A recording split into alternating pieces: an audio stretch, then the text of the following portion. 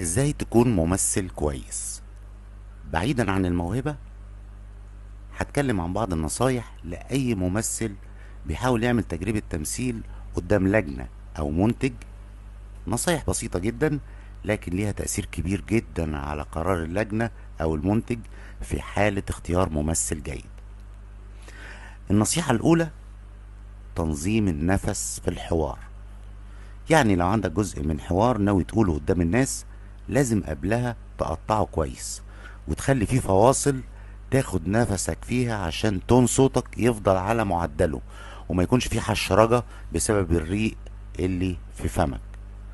ده غير طبعا ان تقطيع الحوار بيدي فرصة للمتابع ان كلامك يوصله واضح وكامل، زي المثال اللي احنا شايفينه من فيلم الارض انتاج 1970 اخراج الاستاذ شاهين.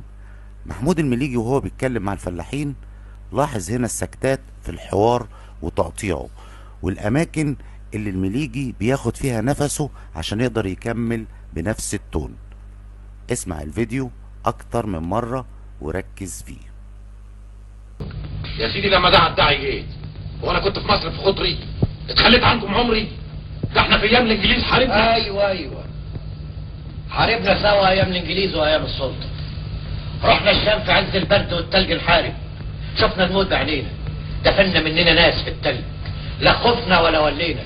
ليه؟ لاننا كنا رجاله وقفنا وقفه رجاله.